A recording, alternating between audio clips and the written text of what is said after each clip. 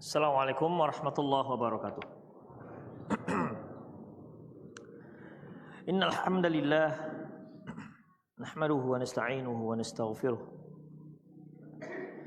na'udzu billahi min shururi anfusina wa sayyiati a'malina may yahdihillahu fahuwal muhtadi wa may yudlil falan tajida lahu waliyyan mursyida.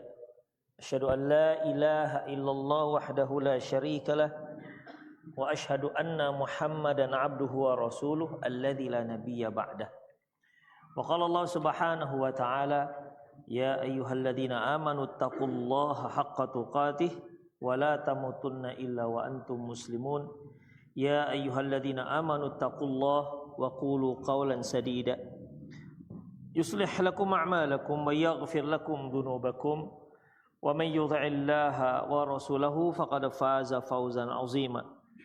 Ya ayyuhan nasu taqu rabbakumul ladzi khalaqakum min nafsin wahidah wa khalaqa minha zawjaha wa batha minhuma rijalan katsiran wa nisaa'a wattaqullaha alladzi tasaaluna bihi wal arham innallaha kana 'alaikum raqiba. Amma ba'du, nastaqal hadithi kitabullah wa khairal hadi hadi Muhammad sallallahu alaihi wasallam wa syarral umur muhdatsatuha wa kullu muhdatsatin bid'ah wa kullu bid'atin dhalalah wa kullu dhalalatin finnar. Ikhwan rahimanallah wa iyyakum, kita masih dalam bab yang ke-21, yaitu bab majaa fi himayatil Mustafa sallallahu alaihi wasallam janabat tauhid. Bab tentang bagaimana Nabi sallallahu alaihi wasallam menjaga tauhid wasaddihi kulla tariqin yusilu ila syirk, dan beliau menutup semua jalur yang dapat menuju kesyirikan. Kita sudah bahas muqaddimahnya, kita masuk pada dalil. Dalil pertama yaitu firman Allah Subhanahu wa taala, laqad ja'akum rasulun min anfusikum, sungguh telah datang kepada kamu seorang rasul dari kaummu sendiri. Azizun alaihi ma'anittum, berat terasa olehnya penderitaanmu. Harisun alaikum, dan beliau sangat menginginkan hidayah untukmu. Wabil mu'minina raufun rahimun, dan terhadap orang-orang mukmin beliau sangat kasih dan sangat penyayang. At-Taubah ayat 128. Ikhwan rahimanallahu wa iyyakum, dalam ayat ini ya, hubungannya dengan bab di mana Rasulullah sallallahu alaihi wasallam menyebutkan harisun alaikum. Beliau sangat menginginkan keimanan, keselamatan, hidayah kepada kalian. Sehingga semua perkara yang dapat menyesatkan manusia dan yang dapat menjerumuskan manusia kepada kesyirikan ya sudah diwanti-wanti oleh Rasulullah sallallahu alaihi wasallam. Mari kita lihat ayat, ikhwah. Laqad ja'akum rasulun, telah datang kepada kalian rasul, utusan. Di sini Allah Subhanahu wa taala tidak menyebutkan kami telah hadirkan, kami telah datangkan. Ya. Karena ikhwah, tentu beda kalimat kami telah datangkan dengan telah datang kepada kalian. Kalau kami telah datangkan, kami telah utus, di situ adalah Allah Subhanahu wa taala yang perintah. Tetapi di sini Allah Subhanahu wa taala ingin memberikan kesan bahwasanya yang datang ini adalah dari diri kalian sendiri. Makanya kalimatnya qad ja'akum, telah datang kepada kalian. Ya, telah datang kepada kalian. Jadi Rasul itu sendiri yang datang dari kalian. Seolah dia tidak ada yang memerintahkan, gitulah lebih kurang ikhwah. Ya. Jadi berdasarkan inisiatif sendiri, karena beda kesannya ikhwah. Ya, kita misalnya saya datang dengan perintah, dengan beberapa aturan. Tapi saya nggak ada yang mengutus, Beda dengan kalau saya yang ada yang mengutus. Demikian ikhwah kesannya. Kalau saya sendiri inisiatif saya yang itu berasal dari kaum saya, artinya itu tandanya bahwasanya dia adalah orang yang paling paham dengan kaumnya. Demikian ikhwah. Walaupun secara hakiki ya semua Allah Subhanahu wa taala yang menyuruhnya. Rasulullah SAW merupakan utusan Allah Subhanahu wa taala. Laqad ja'akum rasulun min anfusikum. Sesungguhnya telah datang kepada kalian utusan dari diri kalian sendiri. Para mufassir menyebutkan ada dua makna. Telah datang kepada kalian seorang rasul min anfusikum. Anfusikum artinya dari jenis manusia. Dari jenis manusia. Bukan dari jenis yang lain. Bukan dari jenis malaikat. Dan Allah Subhanahu wa taala menyinggung hal ini, ya. Seperti Allah Subhanahu wa taala menyebutkan dalam surat Furqan ayat 7, di mana orang-orang kafir, ya, orang-orang kafir yang sebenarnya tidak ingin beriman kepada Rasulullah, kepada Rasul yang diutus kepada mereka, itu mencari-cari alasan. Apa kata mereka? Mali hadzal rasul ya'kulut ta'am wa yamshi fil aswaq. Ini utusan macam apa? Mereka di mana dia makan dan juga berjalan di pasar-pasar. Laula unzila ilaihi malakun fayakuna ma'ahu nadhira. Seandainya diturunkan bersama dia malaikat, ya. Seandainya diturunkan kepada dia malaikat, fayakuna ma'ahu nadhira, sehingga dia malaikat ini bersama dia akan memberikan peringatan-peringatan. Jadi orang-orang kafir yang memang sebenarnya tidak ingin beriman kepada Rasul yang diutus kepada mereka itu cari-cari alasan, ya. Loh, kalau memang dia dari Allah, cocoknya tuh turunkan juga lah malaikat. Jadi barenglah mereka, ya, berkolaborasi antara manusia dengan malaikat sehingga kami bisa percaya bahwasanya dia adalah utusan Allah. Itulah cari-cari alasan. Dalam surah Al-An'am ayat 8 dan 9, wa qalu laula unzila alaihi malakun wa qalu laula unzila alaihi malak. Mereka berkata, seandainya yang diturunkan itu adalah malaikat. Walau anzalna malakal laqudiyal amr summa la tunzarun. Seandainya kami turunkan malaikat, tentu urusan kalian sudah selesai. Summa la tunzarun, kalian tidak lagi perlu nunggu-nunggu. Walau ja'alnahu malakal la ja'alnahu rajulan. Kalaupun kami jadikan utusan itu dari kalangan malaikat, la ja'alnahu rajulan, tentu akan kami jadikan malaikat itu juga sebagai bentuk seorang laki-laki. Artinya kalau yang kami utus itu betul-betul malaikat, ya kalian mana bisa melihatnya? Ya, Rasulullah Shallallahu Alaihi Wasallam begitu seringnya mendapat wahyu dari Allah Subhanahu Wa Taala melalui malaikat Jibril. Malaikat Jibril hanya dalam sejarah hanya sekitar 2 kali menunjukkan zat aslinya. Selebihnya beliau datang dalam bentuk manusia, seperti hadis Jibril, ya. Ketika Rasulullah Sallallahu Alaihi Wasallam duduk-duduk bersama para sahabat. Hadis ini diriwayatkan oleh Umar bin Khattab radhiyallahu anhu yang mengatakan, kunna julusun inda Rasulillah sallallahu alaihi wasallam ittala alaina rajulun syadidu biyadi thiyab syadidu sawadi sya'r la ya'rifu minna la yura alai atharu safar wa la ya'rifu minna ahadun. Ketika kami duduk bersama Rasulullah sallallahu alaihi wasallam, tiba-tiba datanglah seorang laki-laki bajunya sangat putih, kemudian rambutnya sangat hitam, tak kelihatan orang ini sebagai musafir. Artinya kalau musafir pada waktu itu pasti bajunya itu berdebu, pastilah rambutnya acak-acakan. Tapi enggak, ini rapi sekali dia. Ya, necis, steady kata orang Medan. Ya. Ini kok kalau dia musafir enggak akan mungkin bajunya seputih ini dan enggak akan mungkin rambutnya sehitam itu. Oke, kalau tidak ada ciri-ciri musafir berarti dia orang tempatan. Wala ya'rifuhu minna ahadun.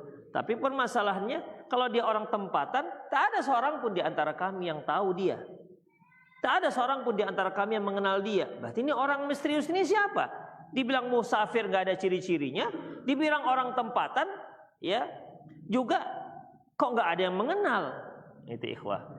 Barulah di akhir hadis Rasulullah Shallallahu Alaihi Wasallam bertanya kepada Umar, ya Umar, atadri manis sa'il? Umar, tahu nggak engkau siapa laki-laki tadi? Kan laki-laki asing ini kemudian fa'asnada rukbatayhi ila rukbatayhi wa wada'a kaffayhi ala fakhidayhi. Lantas dia datang langsung mendekat kepada Rasulullah, dia lengketkan lututnya dengan lutut Rasulullah dan kedua telapak tangannya diletakkan di atas kedua pahanya. Lantas dia bertanya tentang Islam, iman, ihsan dan tanda-tanda hari kiamat. Di akhir Rasulullah bertanya kepada Umar, Umar tahu nggak kamu siapa dia? Umar radhiyallahu anhu kan tidak tahu. Allah wa Rasulullah alam. Kata beliau. Kata Rasulullah sallam, innahu Jibril. Itu tadi Jibril. Atakum yu'allimukum dinakum. Dia datang untuk mengajarkan kalian agama kalian. Jadi kalaupun kami mengutus malaikat sebagai utusan sebagaimana permintaan kalian, tentu nggak akan mungkin juga kami mengutusnya dalam bentuk malaikat. Demikian ikhwah. Pasti juga kami akan utus malaikat itu berupa seorang laki-laki. Kalau dia sudah berupa seorang laki-laki, kalian juga akan percaya. Kenapa? Loh, ini kan laki-laki, manusia. Kalau dikatakan, loh aku ini malaikat loh, gitu kan. Ente laki-laki, ente itu manusia. Nggak percaya juga kalian. Demikian ikhwah. Itulah kata Allah Subhanahu wa taala. Jadi qad ja'akum rasulun min anfusikum. Telah datang kepada kalian seorang rasul dari diri kalian. Artinya dari manusia. Dari jenis manusia, bukan malaikat dan juga bukan jin. Ya, bukan malaikat dan juga bukan jin. Kenapa demikian ikhwah? Tanda-tanda kasih sayang Allah Subhanahu wa taala kepada manusia. Sehingga manusia bisa meniru Rasulullah sallallahu alaihi wasallam. Karena Rasul ini merupakan model orang yang paling sempurna dalam menghambakan diri kepada Allah Subhanahu wa taala. Kalau kalian mau meniru seorang hamba manusia yang sempurna, nengoklah itu, lihatlah Rasulullah sallallahu alaihi wasallam. Kalau seandainya dicontohkan hamba yang sempurna itu adalah malaikat, kita nggak sanggup. Allah Subhanahu wa taala mengatakan yusabbihuna al-laila wan nahar la yas'amun. Itu malaikat bertasbih siang malam tak pernah bosan. Cobalah antum. 3 hari aja coba bertasbih siang malam. Tapi jangan tidur ya, jangan tidur, jangan makan. Itu malaikat. Demikian ikhwah. La yas'amun. Ya kita kalau zikir enggak usah 1 hari 1 malam yang tasbih 33 kali. Yang tahmid 33 kali, takbir 33 kali, itu pun udah mau cepat aja. Pakai sosok HP ini bilangnya. Itu hanya 33 kali pun udah kepengin cepat kita. Coba seandainya subhanallah. Wih, bagus sekali ya kalau zikir gitu ya. Subhanallah. Dihayati. Subhanallah. Zikir yang begini ikhwah, yang Allah Subhanahu wa taala firman, ala bidzikrillah tatma'innul qulub. Ketahuilah bahwasanya dengan zikir kepada Allah hati menjadi tenang. Tapi kalau kita zikir subhanallah. Antum merasakan sendirilah, ada enggak bekas di dalam hati? Subhanallah. Ada yang sin semua. Demikian ikhwah, enggak dihayati. Bagaimana lagi kalau bertasbih siang malam? Itu tuh Kalian tiru tuh malaikat, kata Allah. Bertasbih siang malam. Aduh, nggak sanggup kita ikhwah. Ya, jadi ini merupakan rahmat Allah Subhanahu wa taala, diutus Rasul itu supaya kita bisa menirunya, dia dari kalangan manusia. Demikian ikhwah. Jadi orang-orang kafir pada waktu itu yang mengingkari, kenapa kok yang diutus itu manusia, tidak diutus malaikat? Itu cari-cari alasan saja sebenarnya. Seandainya diturunkan itu malaikat, betul-betul nih malaikat ya, aku turunkan untuk utusan kalian, kalian beriman apa enggak? Belum tentu mereka beriman. Belum tentu juga mereka beriman. Coba seandainya itu malaikat dijadikan utusan Allah, membawa wahyu yang disuruh untuk kita menjadikan dia suri tauladan, yang malaikat Jibril memiliki berapa sayap? 600 sayap, satu sayap menutup ufuk. Cobalah tiru itu. Gimana nirunya ikhwah? Ya, udah besarnya sudah beda dengan kita. Hakikat zatnya juga sudah berbeda dengan kita. Demikian ikhwah rahimanallahu wa iyyakum. Enggak tahu ketika Jibril itu dia sujud sayapnya kemana, kita enggak tahu juga. Itu ikhwah. Terus kalau kita mau meniru Jibril, mau ngaji lah, yuk kita ngaji ke Jibril. Terus gimana duduknya itu gimana? Gimana? Itu lapang merdeka enggak cukup ikhwah. Cari padang pasir lah ya kan begitu. Pengajian di mana? Padang pasir. Demikian, karena dia akan menunjukkan wujud aslinya, makanya nggak bisa. Itu ikhwah. Jadi Allah Subhanahu wa taala mengutus qad ja'akum rasulun min anfusikum.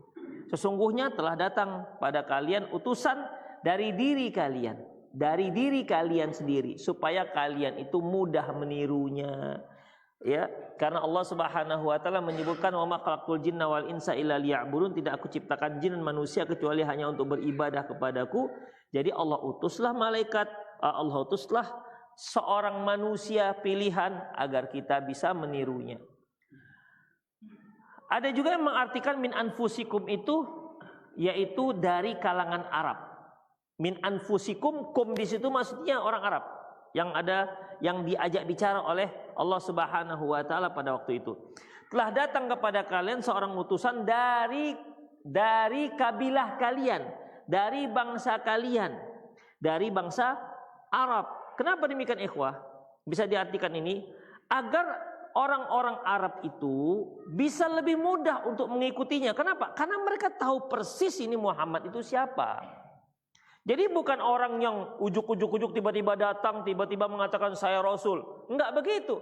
Ini orang sudah mereka ketahui sejak dia lahir bagaimana. Sampai dia mengaku, sampai dia menyatakan dirinya sebagai utusan Allah Subhanahu wa taala. Itu diketahui oleh orang-orang Arab Quraisy pada waktu itu.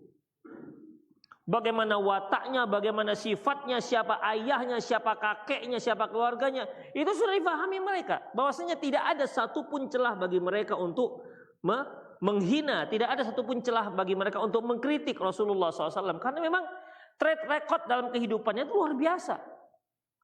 Demikian ikhwah. Sehingga seharusnya ketika Rasulullah lah yang diutus, mereka langsung, oh iya betul ini. Kami tahu betul ini. Ya, tahu betul bagaimana sifat dia dari kecil. Demikian ikhwah. Ikhwah, ketika Rasulullah lahir, Abu Jahal juga kesenangan. Abu Lahab apalagi. Kenapa mereka memusuhi? Alasannya hanya satu. Wa ma naqamu minhum illa ayyuminu billahil azizil hamid. Tidaklah mereka itu menyerang, memusuhi kecuali dikarenakan mereka itu beriman kepada Allah Subhanahu wa taala. Selebihnya enggak ada ikhwah. Ya, selebihnya enggak ada. Mereka tahu Rasulullah Sallallahu Alaihi Wasallam itu bukan pendusta. Rasulullah tahu bahwasanya Rasulullah itu bukanlah orang-orang yang suka berkhianat. Tahu betul mereka. Mereka juga yang memberikan gelar kepada Rasulullah itu Al-Amin. Sempat mereka percayakan Rasulullah ditunjuk sebagai seorang pemuda yang meletakkan Hajar Aswad di Ka'bah setelah Ka'bah direnovasi. Tahu mereka. Demikian ikhwah. Bahkan sebelum Rasulullah mengatakan berdakwah dengan cara terang-terangan, mengajak orang-orang Quraisy pada waktu itu untuk mengucapkan la ilaha illallah, Rasulullah memberi muqaddimah. Beliau berdiri di sofa, ya, sofa ini bukit sofa ya, bukan tempat duduk sofa. Berdiri di bukit sofa, apa kata Rasulullah? Dipanggillah satu-satu kabilah Arab Quraisy ini. Wahai kaumku, seandainya aku katakan di balik bukit ini ada pasukan yang akan menyerang kalian, percaya nggak kalian? Karena kan Ka'bah itu ikhwah, Mekah itu kan dikelilingi oleh bukit, ya, dikelilingi bukit dan di tengah-tengah itulah Ka'bah. Makanya kalau hujan lebat, ya ke situ semua airnya, ya, ke tengah-tengah. Ibaratnya kalau antum lihat kuali, tengah-tengahnya itulah. Makanya kalau orang masak, imam masak kan naruhkan minyak kan ke tengah dia. Begitulah Ka'bah di situ. Mekah itu ikhwah. Dia makanya Allah menyebutkan dengan kalimat biwadin. Nabi Ibrahim menyebutkan biwadin ghairi zar'in inda baitikal muharram. Ya Allah, aku tinggalkan anakku dalam sebuah wadin. Wadin itu dataran rendah. Dataran rendah di dekat rumahmu yang haram. Itu ikhwah, rahimanallahu wa iyyakum. Jadi dalam masalah ini, ya, diartikan arti yang kedua, min anfusikum apa tadi? Dari kalangan Arab. Dari kalangan Arab. Kalian tahu sekali itu bagaimana Rasul itu. Kalaupun kalian mengingkarinya, kalian itu hanya mengingkari seperti mengingkari matahari di siang bolong. Jadi Rasulullah Shallallahu Alaihi Wasallam ketika naik ke Bukit Sofa itu kan dia kan berada di dalam lembah, ikhwah. Jadi inilah kita katakan bukit-bukit tingginya, tengah-tengah itu ada Bukit Sofa. Jadi dia termasuk dalam Mekah itu. Di situlah Rasulullah berdiri. Kalau aku katakan bahwasanya di balik gunung ini ada pasukan yang akan menyerang kalian, apakah kalian percaya? Apa jawaban mereka, ikhwah? Kami percaya, kami belum pernah mendengar darimu satu kebohongan sekalipun. Itu pernyataan mereka. Ya, itu pernyataan mereka. Tapi setelah dikatakan bahwasanya ya ma'syar Arab, wahai sekalian orang Arab, katakanlah kalimat la ilaha illallah, kalian akan sejahtera, kalian akan sukses. Barulah mereka pada mencak-mencak, terutama siapa? Abu Lahab. Demikian ikhwah, terutama Abu Lahab. Tabballaka ya Muhammad, alihada jama'tana. Celaka kau Muhammad. Apa untuk ini kamu kumpulkan kami? Padahal baru beberapa menit sebelumnya dia katakan kami akan percaya karena begini gini dan seterusnya. Sama dengan siapa ya? Seorang pendeta Ka'ab bin Akhbar. Ya. Jadi Ka'ab bin Akhbar ini ikhwah, kaumnya nggak tahu kalau dia masuk Islam. Jadi Ka'ab bin Akhbar ini bertanya kepada kaumnya, menurut kalian saya itu siapa? Engkau adalah orang yang mulia kami dan anak orang yang mulia kami. Jadi kalau dahulu itu orang memuji bukan hanya anaknya. Kalau anaknya baik, ini biasanya bapaknya juga baik. Kamu adalah anak baik, bapaknya juga baik, kakekmu juga baik, gitulah. Makanya kan ketika Maryam itu membawa anak bayi ke kampungnya, apa kata kaumnya? Ya Maryam laqad ji'ti syai'in fariya. Ya Maryam, ma kana abuki imra'a sau'i wa ma kanat ummuki baghiya. Maryam, ayahmu itu bukan orang jahat, ibumu juga bukan pelacur. Itu dia. Jadi pengaruhnya ke ayah, pengaruhnya juga ke ibu. Jadi kalau ada anak yang bermasalah, kan biasa, misalnya anak pengedar narkoba, bapakmu kan ustadz kan, gitu kira-kira. Ibumu kan ustadz, kok kamu pengedar? Demikian, nggak ngedar sih, cuman CK saja katanya mungkin. Yang tersenyum berarti dia tahu tuh apa itu CK. Ada demikian ikhwah, istilah pengedar itu, istilah yang tukang pakai. Nggak usah tanya itu apa CK. Demikian ikhwah. Jadi dalam masalah ini kamu kan anak ustadz begitu. Makanya ketika Maryam bawa anak bayi, sementara dia nggak diketahui orang punya suami, ya Maryamu laqad ji'ti syai'an fariya. Maryam, kamu telah membawa aib besar. Maka abuki imra'a sau'i wa ma kanat ummuki baghiya. Maryam, bapaknya, Bu, bukanlah seorang yang jahat, ibumu juga bukan penzina, kok kamu seperti ini? Itulah ikhwah. Jadi Ka'ab bin Akhbar ini ketika dia datang pada kaumnya, menurut kalian saya itu apa? Engkau adalah anak kami yang mulia dan anak dari orang tua yang mulia dan seterusnya. Udah. Kemudian apa kata Ka'ab bin Akhbar? Ketahuilah bahwasanya aku telah bersaksi, aku telah bersyahadat asyhadu an la ilaha illallah wa asyhadu anna Muhammad Rasulullah. Langsung berbalik. Ente memang betul orang yang paling buruk dan anak dari orang yang paling buruk. Jadi bukan dia yang salah, bapaknya juga yang salah. Kan bapaknya sebenarnya nggak ikut-ikutan kan? Tapi karena seperti itu, bapaknya juga jadi terkena. Itulah ikhwah rahimallahu wa iyyakum. Ya.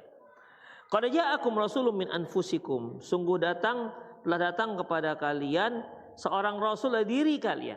Dari diri kalian. Jadi bisa artinya dari diri kalian, maksudnya dari jenis manusia. Ya, jadi jenis manusia. Bisa juga diartikan dari diri kalian. Kalian pada waktu itu kan Arab. Yang diajak bicara kan Arab. Jadi dari diri kalian maksudnya dari kalangan orang Arab. Ada dalam sebuah qiraah, tapi qiraah dhaif, yaitu qad ja'akum rasulun min anfasikum, bukan anfusikum.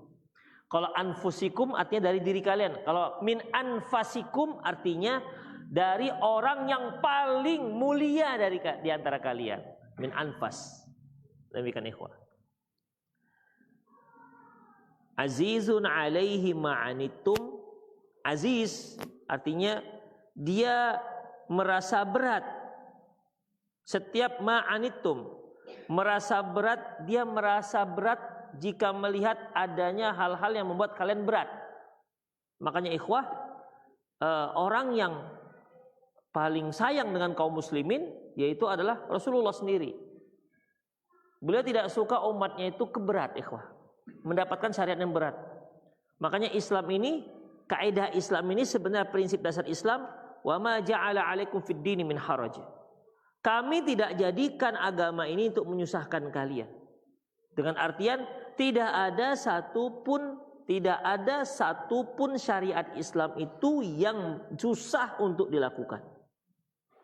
Demikian ikhwah, yang susah untuk dilakukan. Tapi banyak tuh syariat yang susah dilakukan. Bukan susah, kitanya yang belum mau.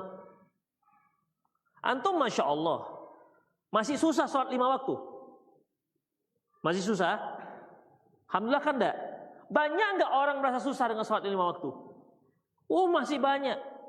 Masya Allah, antum sudah mudah untuk setiap kali sholat 5 waktu datang ke masjid. Banyak enggak orang masih berat melangkahkan kakinya ke masjid? Sekarang yang buat susah itu apa sebenarnya? Yang buat susah itu sebenarnya apa? Sebenarnya kan bisa ikhwah. Tapi karena apa ikhwah?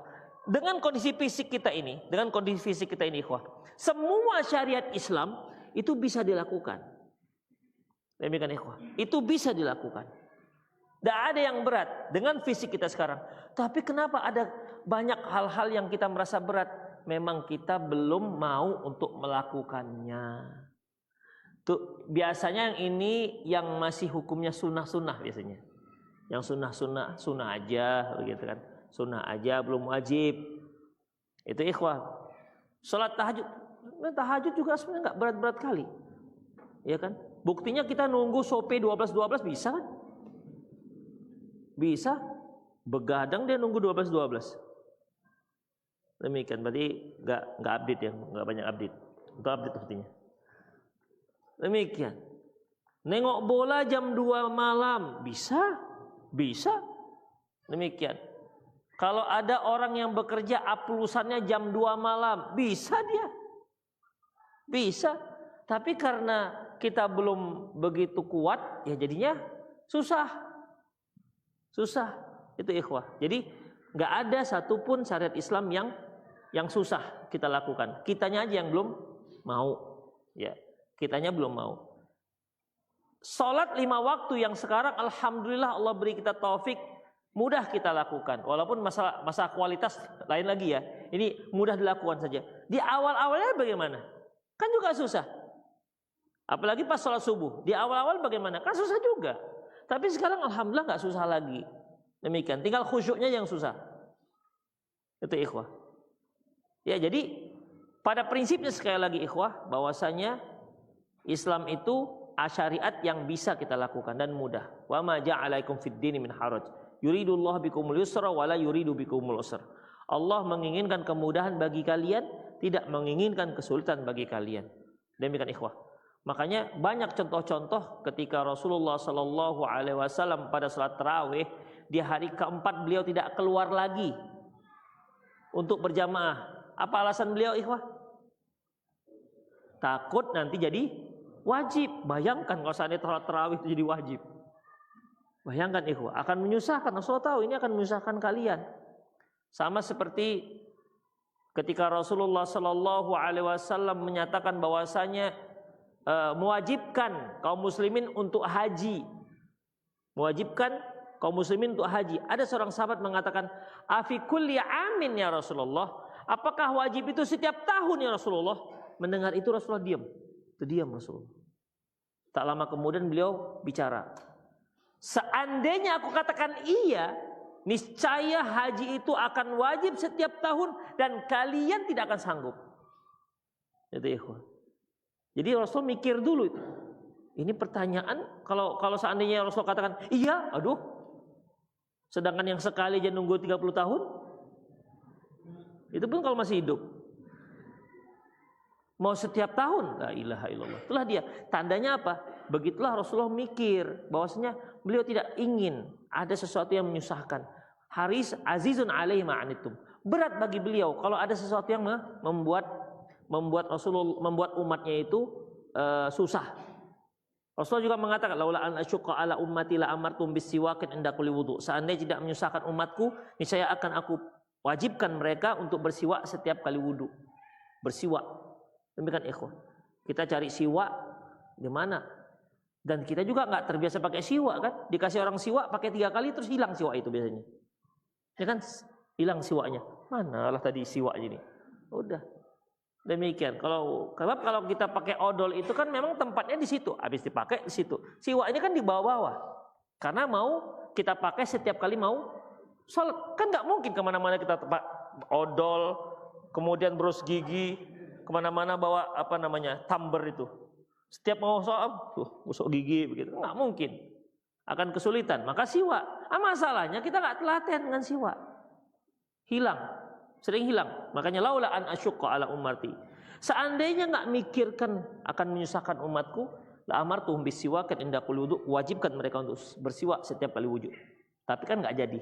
Demikian ikhwah. Rahimanallahu wa iyyakum. Enggak jadi wajib dia, tapi jadi sunnah. Taib. Azizun alaihi ma anittum. Segala sesuatu yang berat bagi beliau, sesuatu yang membuat kalian itu susah. Tapi ikhwah, ada pernyataan ya seorang mufassir, masya Allah. Kalau kita mencintai Rasulullah Sallallahu Alaihi Wasallam, walaupun terasa berat, tapi karena kita tahu yang menyuruh itu yang kita cintai, dia nggak jadi rasa berat. Kita seorang kepala rumah tangga, sebenarnya kan pergi pagi pulang petang, itu kan untuk memenuhi kebutuhan keluarga kita. Untuk memenuhi kebutuhan orang-orang yang kita cintai, yang di bawah tanggung jawab kita. Kan jarang mengeluh, ya kan? Ada yang mengeluh, aduh nak, kau ini nak asik ngabis-ngabisi aja kerjamu. Kamu lagi dek, tinggal nunggu minta duit aja. Carilah sekali-sekali. Kan nggak ada seperti itu. Karena si istri juga seperti itu. Dia mengurusi urusan rumahnya dari pagi sampai pagi. Orang-orang belum bangun, dia sudah bangun. Orang-orang sudah tidur, dia belum tidur. Itu ikhwah. Kok mau dia lakukan? Apakah berat? Sebenarnya sih berat. Tapi karena demi orang-orang dicintai, jadi nggak berat. Itu ikhwah.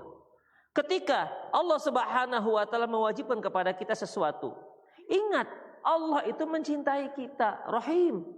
Allah itu maha penyayang. Demikian. Masa sih kita merasa berat untuk melakukan perintah sesuatu yang kita sayangi? Semua kita kan kepingin mencintai Allah. Ya, semua kita ingin mencintai Allah dan semua kita ingin dicintai oleh Allah. Iya kan? Kan begitu semua. Semua orang begitu ikhwah. Walaupun memang Berkata Ibnu Qayyim, laisa sya'nu an tuhib walakinna sya'nu an tuhab. Tidaklah masalahnya itu kamu mencintai, tapi masalahnya kamu dicintai apa tidak. Semua orang menyatakan dirinya mencintai Laila, tapi Laila tidak mengakui cintanya dia. Semua kita akan mengatakan kita ingin mencintai Allah Subhanahu wa taala. Tapi apakah Allah mengakui cinta kita? Apakah Allah akan membalas cinta kita? Demikian. Ya, bagi orang-orang yang benar cinta kepada Allah Subhanahu wa taala, Allah akan balas cintanya. Itu ikhwah. Kalau dia benar-benar cinta kepada Allah karena dia tahu bahwasanya Allah mencintai dia, apapun yang seharusnya diperintahkan oleh Allah, dia enggak merasa berat. Kenapa? Karena yang menyuruh ini adalah orang yang kucintai. Zat yang kucintai. Demikian ikhwah rahimanallah. Misalnya kalau ada orang lagi pacaran lah. Ini bukan berarti bolehnya pacaran. Orang mencintai seorang wanita. Kan biasa kan mereka punya ungkapan kalau dia cinta dengan seorang wanita, apa katanya? Gunung tinggikan kudaki, lautan pun akan kuseberangi, aku tak peduli. Ya kan? Jadi itu kan ungkapan lebay memang. Tapi ungkapan sebagai kesungguhan orang yang mencintai. Orang kalau sudah mencintai, dia nggak peduli apapun yang akan terjadi. Ya demi untuk mewujudkan keinginan apa yang orang yang dicintai. Demikian ikhwah. Jadi dia nggak akan merasa berat. Bayangkan mau mendaki gunung, berat apa enggak? Nggak berat. Berat itu kan karena dia nggak mencintai. Coba dia mencintai, insya Allah nggak akan ada yang berat. Demikian ikhwah. Rahimanallahu wa iyyakum. Jadi dalam masalah ini, pertama syariat itu nggak ada yang berat. Yang kedua, kalaupun kita merasa berat, ketahuilah yang menyuruh kita itu adalah Ar-Rahim, Ar-Rahman, Maha Pengasih, lagi Maha Penyayang. Demikian. Dan kita harus membalas sayangnya Dia. Makanya karena sayangnya kita kepada Allah lah seharusnya kita nggak merasa berat. Ketika Rasulullah SAW salat sampai bengkak kakinya, kan Aisyah radhiyallahu anha bertanya sampai seperti ini Rasulullah dengan berikan jawaban yang simpel, afala akunu abdan syakura. Loh, aku ingin menjadi seorang hamba yang bersyukur. Dia mencintai Allah. Kalau kita bermunajat, ngobrol-ngobrol dengan orang yang kita cintai, kan bisa lama ya kan? Bisa lama. Ada seorang wanita atau siapalah yang kita cintai lah, apakah orang tua, apakah adik, apakah istri, atau wanita lain lah yang nggak tahu dari mana asal usulnya. Demikian. Itu kan kalau ngobrol kan bisa lama ikhwah. Mungkin kalau dengan istri, ya Dik, udah, oke ya, dah, ya, Assalamualaikum, udah gitu kan, selesai. Itu dengan istri karena sudah mulai luntur cintanya, atau karena sudah terbiasa. Mungkin ada wanita lain misalnya yang dia tertarik, jatuh hatinya, ya. Wanita tersebut sudah menjadi buah jantung sibiran tulang dia. Itu kalau ditelepon ikhwah, ke sudut sana gitu kan. Apalagi sekarang pakai WA gitu kan bisa lama. Ya, 2,5 jam di sudut-sudut. Tahu-tahu sendiri. Gitu kan? Iya kan? Ya enggak? Demikian. Bisa lama ikhwah. Kenapa? Kita merasakan asyik dengan pembicaraan itu. Ya. Kalau kita memang benar-benar cinta, pasti kita akan asyik dengan pembicaraan itu. Makanya Utsman bin Affan pernah mengatakan, seandainya mereka cinta kepada Allah, mereka nggak akan pernah kenyang, nggak akan pernah puas dengan membaca Al-Quran. Artinya Quran itu terus dibacanya. Itulah ikhwah, azallahu wa iyyakum. Ya, itu diantara yang disebut oleh seorang mufassir, di mana ya, kalau kita merasa berat berarti kita belum mencintai Allah Subhanahu wa taala. Kalau seandainya perintah tersebut dari Rasulullah SAW, ingat, Rasulullah itu adalah kekasih kita. Ya, kekasih kita. Apakah kita merasa berat ketika kita melaksanakan apa yang diperintahkan oleh kekasih kita? Seharusnya tidak. Tapi kalau merasa berat berarti kita memang tidak mencintai dia. Baik. Harisun alaikum. Di mana Rasulullah Sallallahu Alaihi Wasallam itu sangat giat untuk memberikan faedah, menunjukkan kepada umatnya, menginginkan umatnya agar beriman, dapat hidayah. Makanya Rasulullah Sallallahu Alaihi Wasallam pernah mengatakan, ikhwah, Ma baqiya syai'un yuqarribu minal jannati wa yubaidu minan nar illa qad bayyantu lakum. Tidak ada satupun yang dapat mendekatkan kalian ke surga dan dapat menjauhkan kalian dari api neraka kecuali aku sudah jelaskan. Sampai seperti itu ikhwah. Kecuali aku sudah jelaskan. Makanya ada seorang Yahudi datang kepada Salman Al-Farsi. Dia mengatakan bahwasanya ikhwah, orang Yahudi ini, kalian, Rasul kalian itu menjelaskan semuanya ya. Apa kata Salman Al-Farsi? Ajal, betul. Ya, Nabi kami ini diutus untuk menjelaskan semuanya hatta khira, sampai-sampai bagaimana cara duduk di WC juga diajarkan. Itu ikhwah. Diajarkan enggak kita bagaimana duduk di WC? Apa yang diajarkan? Hah? Jongkok. Nah, itu dia. Menghadapnya bagaimana? Ya. Enggak boleh menghadap kiblat. Enggak boleh membelakangi kiblat. Wala tastaqbilu qiblata wala tastadbiruha. Jangan kalian menghadap ataupun jangan membelakangi. Walakin syarriqu wa gharribu, tapi menghadaplah ke timur ataupun menghadaplah ke barat. Karena Madinah itu posisi kiblatnya sebelah mana? Selatan. Ya. Madinah kan di atas. Utara menghadapnya ke atas. Ya, kalau ini globe, kharitoh peta kan selalu utara mana? Atas kan? Kemudian selatan bawah. Jadi Mekah atasnya Madinah. Makanya kalau orang Madinah menghadap kiblatnya ke selatan. Kalau dia mau menghadap ke kiblat yang pertama, dia menghadap ke utara, menghadap ke Baitul Maqdis. Demikian ikhwah. Makanya Rasulullah katakan, jangan kalian menghadap kiblat dan jangan membelakanginya. Berarti menghadap mana itu? Jangan kalian menghadap ke selatan dan jangan menghadap ke utara, tapi menghadaplah ke timur atau ke barat. Kalau kita sekarang kan nggak begitu, kita kan posisinya beda. Kalau kita sekarang kiblatnya kan di arah barat. Arah barat 11 derajat miring. Baratlah kita katakan. Maka kita katakan janganlah kalian menghadap barat dan jangan juga menghadap ke arah timur, tapi menghadaplah ke selatan atau ke utara. Demikian ikhwah. Jadi sampai seperti itu Rasulullah SAW mengajarkan. Ya, saking detailnya. Tidak ada Nabi yang mengajarkan sebagaimana Rasulullah mengajarkan kepada umatnya. Dan semua petuah-petuah Rasulullah itu bisa diteliti keakuratannya. Coba tanya yang lain-lain.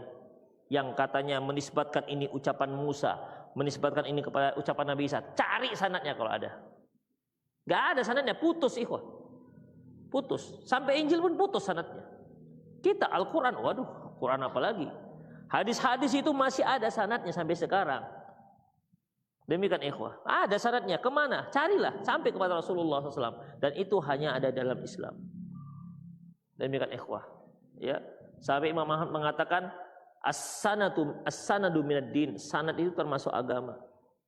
Jadi kalau kalian bicara masalah hadis, tunjukkan sanadnya dari mana. Ya, setelah banyak orang mulai memalsu hadis, maka para ulama hadis kita mengatakan mana sanadnya? Mana sanadnya? Jadi pernah suatu kejadian ikhwah. Ada seorang Qussos itu suka buat cerita.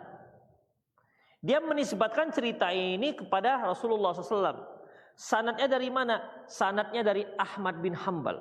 Berkata Ahmad bin Hanbal dari fulan-fulan. Rasul berkata, disebutkan cerita. Imam Ahmad di situ ada. Dia nggak tahu Imam Ahmad. Ya kan dulu kan orang banyak tahu nama tapi nggak tahu orangnya. Ya kan nggak ada WA, nggak ada status, nggak ada profil kan, nggak ada Facebook. Jadi di samping Imam Ahmad ada seorang ulama lain yang juga ulama hadis, saya lupa namanya. Dia tanya, betul kamu meriwayatkan hadis kayak gitu? Nggak ada, kata Imam Ahmad. Setelah selesai ditanya, panggil. Kamu tahu Imam Ahmad? Siapa Ahmad? Saya Ahmad. Jadi kamu tahu Ahmad? Tahu? Dia seorang imam, gitu kan? Kamu tahu apa orangnya? Ada. Ini Ahmad bin Hanbal. Dia tidak pernah meriwayatkan hadis seperti yang kamu katakan. Apa katanya? Ente kira Ahmad itu cuma satu? Aku telah meriwayatkan 100 Ahmad. Ngeles dia. Nah, demikian ikhwah. Rahimanallah wa iyyakum. Itulah dia ikhwah. Jadi agama ada sanadnya. Demikian ikhwah. Jadi Rasulullah Shallallahu Alaihi Wasallam itu mengajarkan kepada kita dengan kegiatan kita sehari-hari dari mulai kita bangun tidur sampai kita tidur kembali. Bahkan ketika kita tidur, ketika mimpi baik bagaimana, ketika mimpi buruk bagaimana, itu sudah ada tuntunannya dan itu hanya ada dalam Islam, tidak ada di dalam agama yang lain. Dan itu sebagai hikmahnya adalah karena Rasul yang diutus adalah manusia. Demikian. Coba malaikat, kita ngantuk, gimana ya sunnahnya ngantuk, gitu kan? Kita mau tidur, gimana ya sunnahnya tidur? Cari-cari, nunggu-nunggulah malaikat nih kapan dia tidur. Nggak tidur-tidur. Manusia mau kawin, pingin nikah. Di gimana nikahnya seluruh syariat? Tengok-tengok, manalah malaikat yang kawin ini. Mana ada malaikat yang kawin? Demikian, nggak ada contohnya. Tapi karena dia adalah utusan, itulah seorang nabi, seorang manusia, dia menikah, dia punya keturunan, dia ajarkan kepada kita bagaimana cara menikah, dia ajarkan kepada kita bagaimana cara mendidik anak-anak. Demikian agar mereka menjadi seorang soleh dan solehah. Qad ja'akum rasulun min anfusikum azizun 'alaikum ma 'anittum azizun 'alaihi ma 'anittum harisun 'alaikum bil mu'minina raufur rahim. Dan terhadap orang-orang mukmin beliau sangat sayang, ya, sangat kasih dan sangat sayang kepada orang-orang mukmin. Demikian ikhwah. Jadi yang hubungannya, korelasi antara ayat ini dengan bab, yaitu bagaimana Rasulullah SAW mengajarkan umatnya tentang tauhid, detailnya bagaimana, bahkan semua jalur yang bisa menuju kesyirikan beliau tutup. Begitulah sangat harisnya. Makanya ikhwah, karena khawatir umatnya menyembah berhala, Rasulullah larang nggak boleh buat patung. Rasulullah larang tidak boleh buat melukis-lukis. Karena khawatir umatnya nanti menyembah kuburan, beliau larang membangun kuburan, beliau larang menulis-nulis kuburan, beliau larang untuk membuat penerangan di kuburan. Itu semua dalam rangka apa? Ikhwah, menutup semua jalur sebagai tindakan preventif agar tidak terjadi yang namanya kesyirikan. Demikian ikhwah. Tapi ya, barang siapa melanggar maka akan terjadi. Baru sekitar hari Ahad kemarin, berarti 2 hari yang lalu, ada seorang berkata, "Ustaz, kemarin saya ketemu dengan orang, apa katanya? Kita tuh harus sebagai pemuliaan kita kepada orang soleh, ya kita harus baguskan kuburannya, kita bangun kuburannya." Begitu. Ya saya baru kali itu mendengar pernyataan itu. Sebagai cara kita untuk memuliakan orang soleh, ya kita baguskan kuburannya, kita bangun kuburannya. Ternyata ada seperti itu ikhwah pernyataan ini.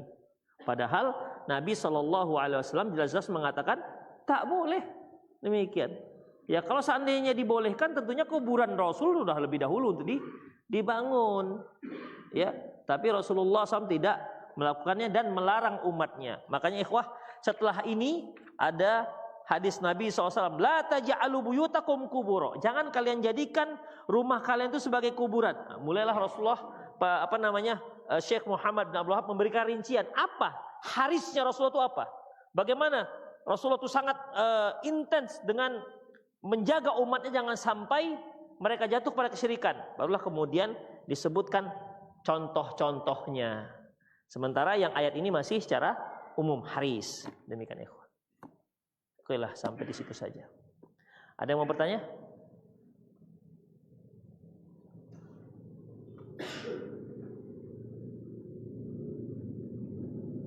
Silakan, ada yang mau tanya langsung?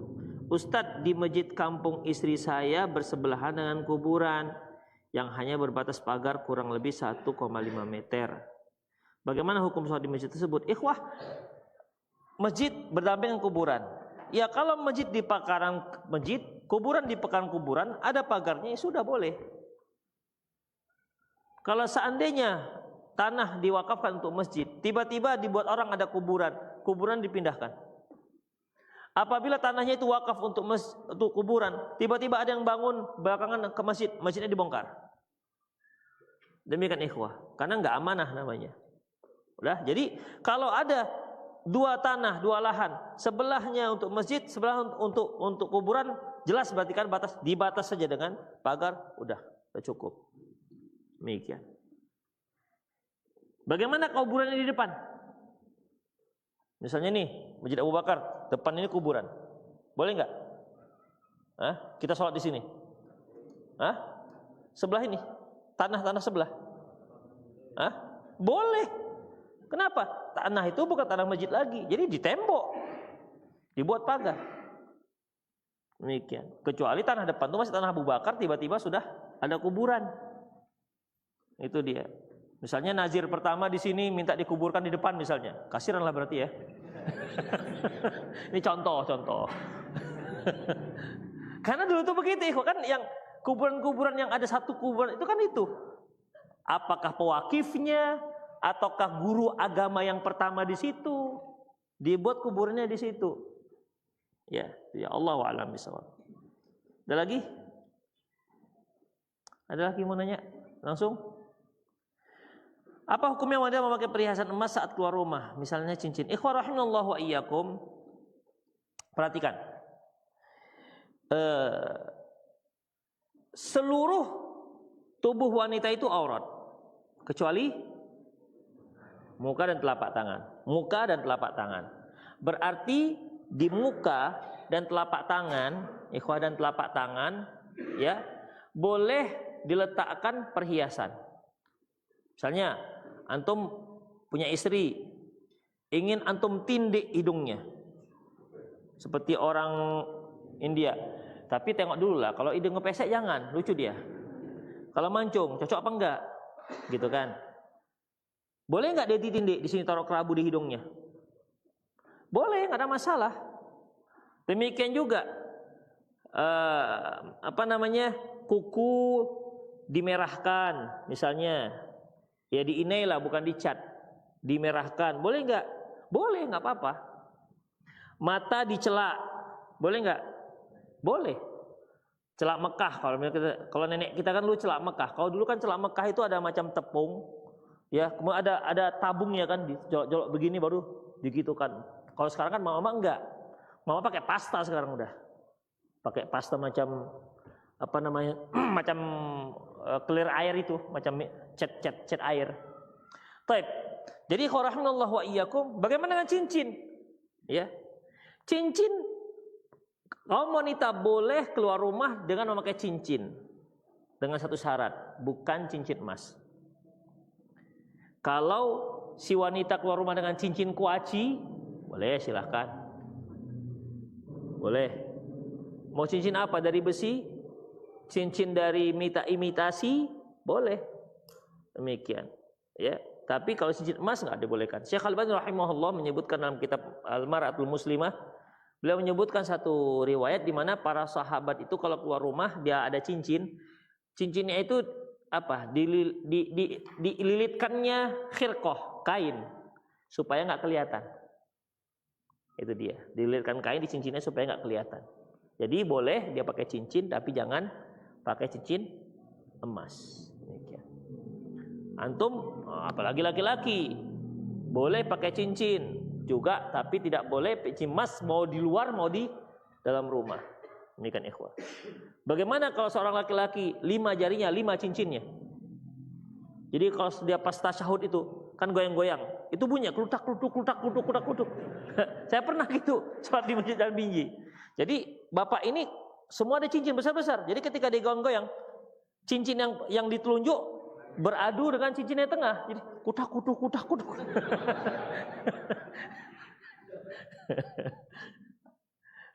Boleh enggak 5 pakai cincin? Boleh. Asalkan enggak ada yang bilang gila aja lah pokoknya. Enggak ada masalah. Itu dia, Allahu a'lam. Ada yang langsung tanya? Ih, kok hari ini aneh, enggak ada yang nanya-nanya. Ya.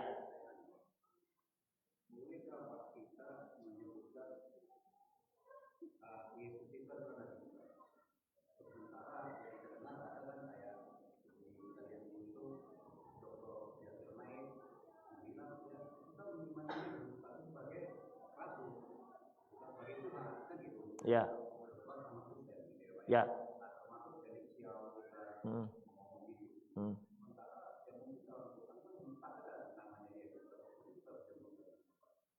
Ikhwah, begini, terkadang di agama lain atau di bahasa lain itu nama itu bisa berubah. Seperti Ibrahim, jadi apa di sana? Abraham. Hawa jadi Eva. Adam jadi Edom, ya Edom. Enggak lah, Adam juga lah, mana ada Edom? Ya. Ya.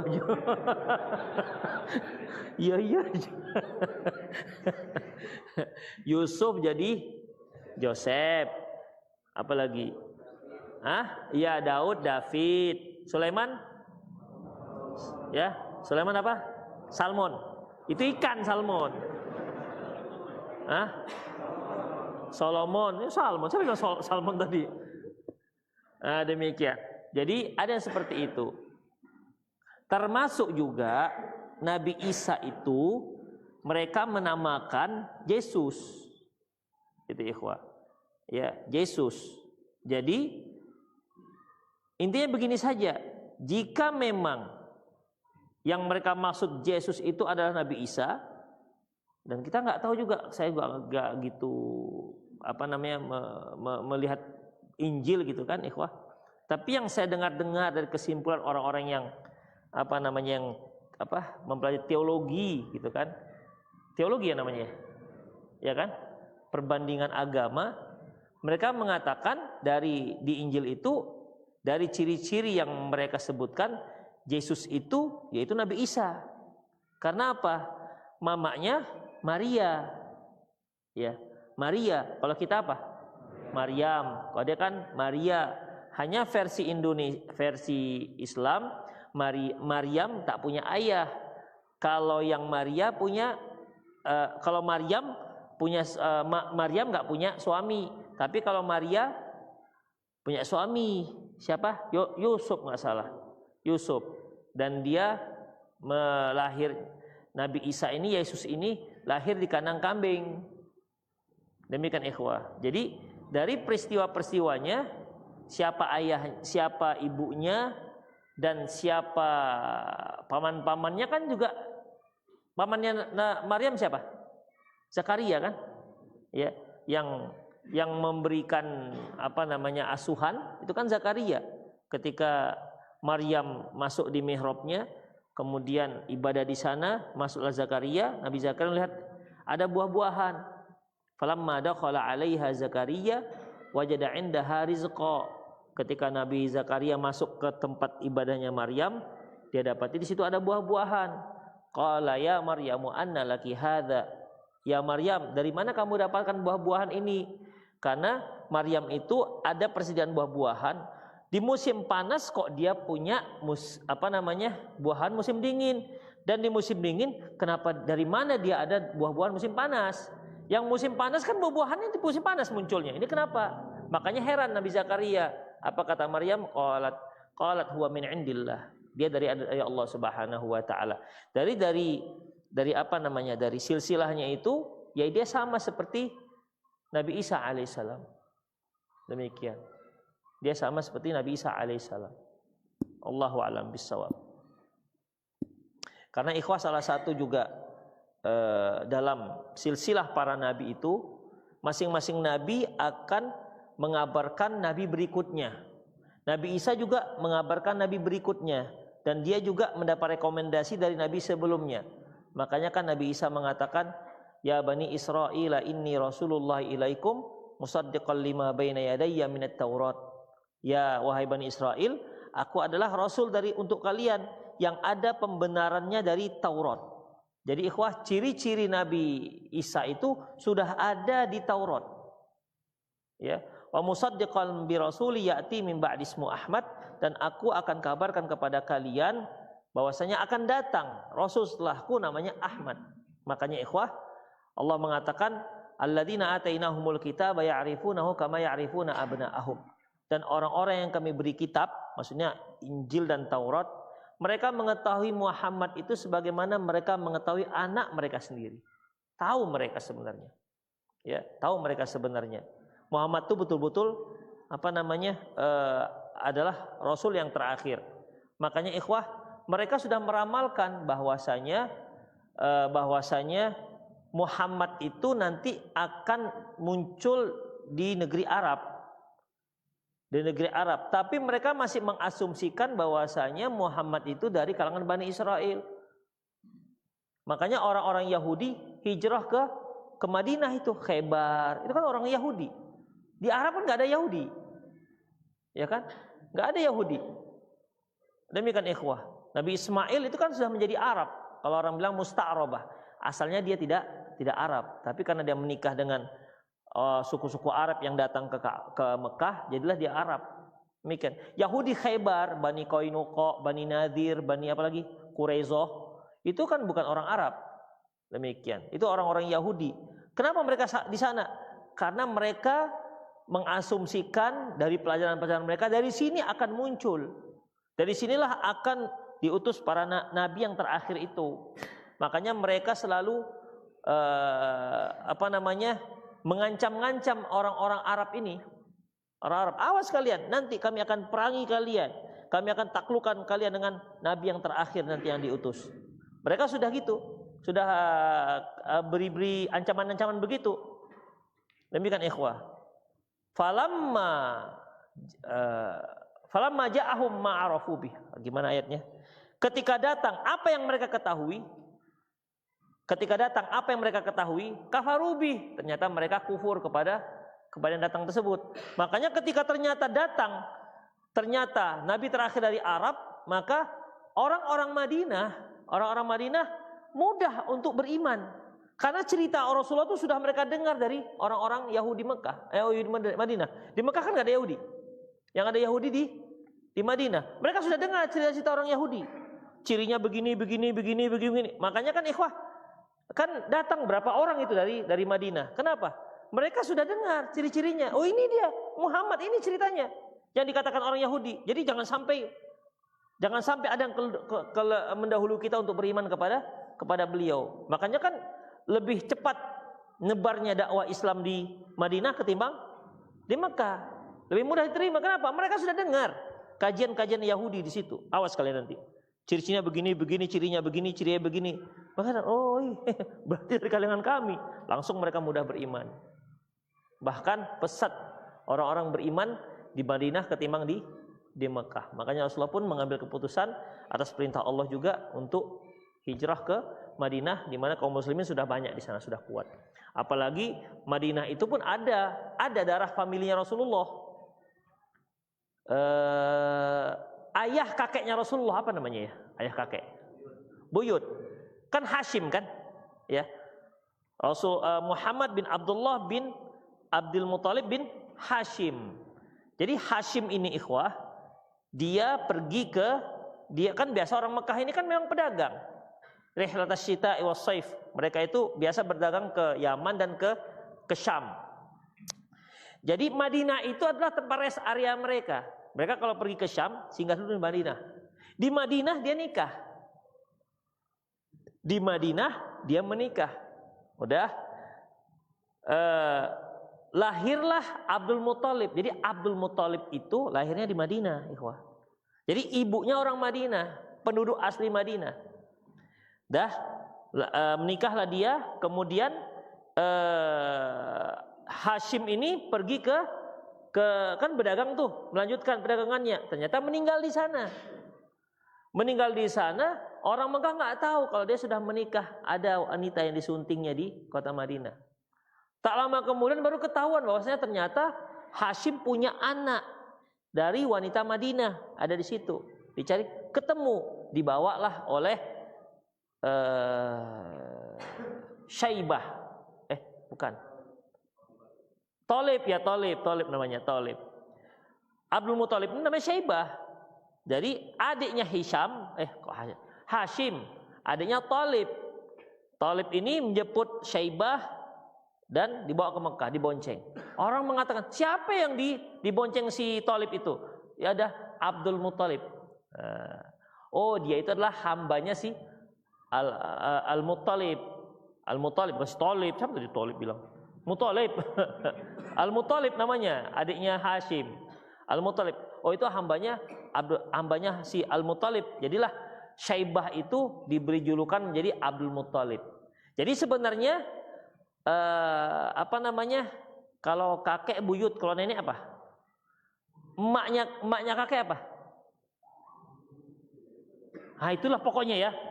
Itulah pokoknya. Jadi ibunya Abdul Muthalib itu orang Madinah. Orang Madinah, Jadi bukan orang asing juga Rasulullah di Madinah sana. Ada darah Rasulullah itu ada darah Madinahnya. Tapi kan biasanya emang yang namanya silsilah itu kan biasa diambil dari ayah.